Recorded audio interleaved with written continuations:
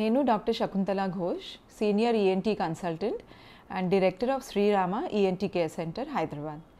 So ఈరోజు నేను అడ్నాయిడ్స్ గురించి చెప్తాను. అడ్నాయిడ్స్ అంటే ఏంటి? అడ్నాయిడ్స్ అంటే ఒక లింఫాయిడ్ టిష్యూ ఉంటుంది. అది ముక్కు బ్యాక్ సైడ్ లాస్ట్ పార్ట్, దాని వెనకాల నేజోఫారింగ్స్ అని ఒక ఏరియా ఉంటుంది. అక్కడే ఉంటాయి ఈ అడ్నాయిడ్ టిష్యూ. ఇది బేసికలీ చిన్నపిల్లలు అంటే 3 to 5 years ఏజ్ గ్రూప్లో యూజువలీ ఈ అడ్నాయిడ్ టిష్యూ చాలా పెద్దగా ఉంటుంది. ఎందుకు? ఇది ఒక ప్రొటెక్షన్కే రోల్, అంటే ఒక ఇమ్యూనిటీకే హెల్ప్ చేస్తుంది.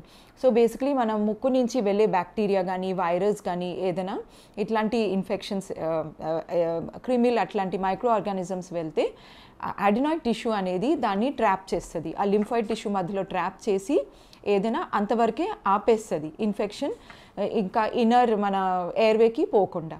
సో అది ఒక ప్రొటెక్టివ్ ఆర్గన్. యూజువలీ దీని అడినాయిడ్ టిష్యూకి సైజ్ 3 to 5 years ఏజ్ గ్రూప్లో మ్యాక్సిమం ఉంటుంది అండ్ ఇమ్యూనిటీకి హెల్ప్ చేస్తాయి. సో అడినాయిడ్ టిష్యూ ఒక్కొక్కసారి చాలా పెద్దగా ఉంటుంది. సో దానికి గ్రేడ్స్ ఉంటాయి. గ్రేడ్ 1, 2, 3, 4.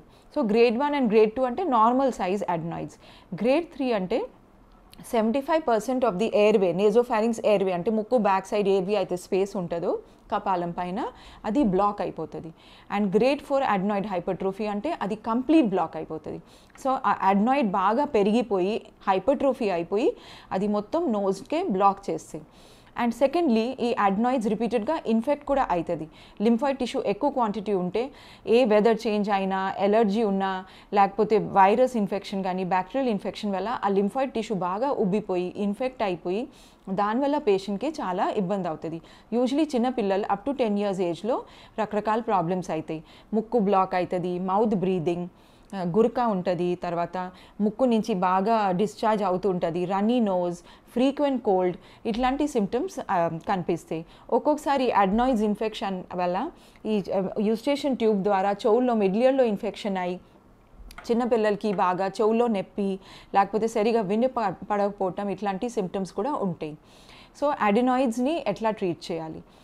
బేసికలీ ఈఎన్టీ డాక్టర్ అన్నీ ఎవాల్యుయేట్ చేస్తారు. ముక్కులో ఎండోస్కోప్ పెట్టి తర్వాత ఎక్స్రే నేజోఫారింగ్స్ తీసి దీన్ని గుర్తిస్తారు. అడ్నాయిడ్స్ ఎన్లార్జ్ ఉందా లేదా, ఉంటే ఏ స్టేజ్లో ఉంది. సో ఫస్ట్ మెడికల్ మేనేజ్మెంట్ అంటే యాంటీబయాటిక్స్, యాంటీకోల్ మెడికేషన్, తర్వాత ఇంట్రానేజల్ కార్టికోస్టిరాయిడ్స్, మోమెటసోన్ స్టిరాయిడ్స్ స్ప్రేస్ ఇస్తాము ముక్కులో యూస్ చేయడానికి ఒక 1 month అట్లా. నాజల్ డ్రాప్స్, ఇన్ఫెక్షన్ ఉంటే నాజల్ డ్రాప్స్ కూడా అడ్వైస్ చేస్తాం. సో దాంతో ఒక్కొక్కసారి అడ్నాయిడ్స్ తగ్గిపోతాయి. ఒకవేళ తగ్గపోతే అండ్ చైల్డ్ బాగా సిమ్టమాటిక్ ఉంటే, బ్రీదింగ్ డిఫికల్టీ, బాగా నోట్తో గాలి తీసుకోవటం, రెస్ట్లెస్ ఉండటం, గురక రావటం, ఫ్రీక్వెంట్ ఇన్ఫెక్షన్ అయి సిక్ అయిపోవటం, అట్లాంటి సిమ్టమ్స్ వస్తే మెడికల్ ట్రీట్మెంట్ ఫెయిల్ అయితే అడ్నాయిడెక్టమీ సర్జరీ కూడా చేయాల్సి పడుతుంది. సో చెవులో ఇట్లాంటి ఆర్టికల్స్, మెటల్ కానీ వుడెన్ కానీ, పిన్స్, పేపర్ క్లిప్స్ అట్లాంటి చెవుల్లో పెట్టుకుంటే చాలా ప్రమాదం ఉంటుంది. ఎందుకంటే చెవుల్లో లోపల చర్మం, ఎక్స్టర్నల్ ఇయర్లో అది చాలా డెలికేట్ ఉంటుంది. సో దానికి నార్మలీ హెయిర్స్ కూడా ఉంటాయి, ఇట్లా డస్ట్ అని ఫిల్టర్ చేయడానికి. వ్యాక్స్ కూడా ఉంటుంది, ఆ గ్లాండ్స్ ఉంటాయి ఇక్కడ చెవు లోపల ఎక్స్టర్నల్ ఇయర్లో. ఆ గ్లాండ్స్ నుంచి వ్యాక్స్ సీక్రెట్ అవుతుంది. సో ఆ వ్యాక్స్ ఆ డస్ట్ని ట్రాప్ చేస్తుంది అండ్ ఆ హెయిర్స్ కూడా డస్ట్ని ట్రాప్ చేస్తుంది. సో అది ఒక నార్మల్ ఈకోసిస్టమ్, హెల్దీ ఈకోసిస్టమ్ లాగా ఉంటుంది. సో దాన్ని మనం ఏదైనా ఆర్టికల్స్ పెట్టి ఇంజ్యూర్ చేస్తే అప్పుడు బ్యాక్టీరియల్ ఇన్ఫెక్షన్ దాంతో ఇంట్రొడ్యూస్ అవుతుంది.